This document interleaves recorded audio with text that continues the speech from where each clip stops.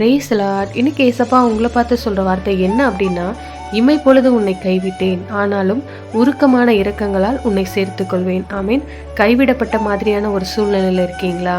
தனித்து விடப்பட்ட மாதிரி தெரியுதா? என் மேல் அக்கறை காட்டவோ உதவி செய்யவோ யாருமே இல்லை, எல்லாமே என்னை கைவிட்டாங்க, அந்த மாதிரி தெரியுதா? ஆண்டவரும் என்னை கைவிட்டாரு, எவ்வளவோ ஜெபம் பண்ணி பார்த்துட்டேன், எதுவுமே மாறலை, அதனால சோர்ந்து போய் இருக்கீங்களா? அப்படின்னா ஆண்டவர் இன்னைக்கு உங்களோட தான் பேசிட்டு இருக்காரு. இமை பொழுது உன்னை கைவிடுவாராம். இப்போ உங்க கண்ணை இமைச்சு பாருங்களேன், ஒரு செகண்ட், அவ்வளோதான். அதற்கு பிறகு உங்களை உருக்கமான இரக்கங்களால் சேர்த்து கொள்ளுகிற தேவன். அதனால இனிமே ஆண்டவர் என்னை கைவிட்டாரோ இல்லை என்னை மறந்துட்டாரோ அப்படிலாம் நினைக்காதீங்க. அவர் உங்களை ஒரு நாளும் கைவிடவும் மாட்டார், மறக்கவும் மாட்டார், உங்களை விட்டு விலகவும் மாட்டார்.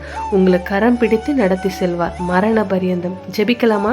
ஆண்டவரே, இமை பொழுதுதான் என்னை கைவிட்டீங்க, ஆனாலும் உருக்கமான இரக்கங்களா என்னை சேர்த்து கொண்டீங்க. என்னை உம்முடைய கரத்தில் ஒப்பு கொடுக்குறேன். என்னை ஆறுதல் படுத்துங்க, பலப்படுத்துங்க. உண்மை தவிர எனக்கு வேறு ஒரு ஆறுதலும் இல்லைப்பா. உண்மை போல என்னை புரிந்து கொள்ளவரும் யாருமே இல்லைப்பா. நீங்கள் எனக்கு இருக்கிறீங்க. அந்த தைரியத்தையும் பலனையும் எனக்கு தந்து விட்டதற்காய் உமக்கு ஸ்தோத்திரம். இயேசுவின் நாமத்தில் ஜெபிக்கிறோம் பிதாவே. ஆமேன், ஆமேன். God bless you.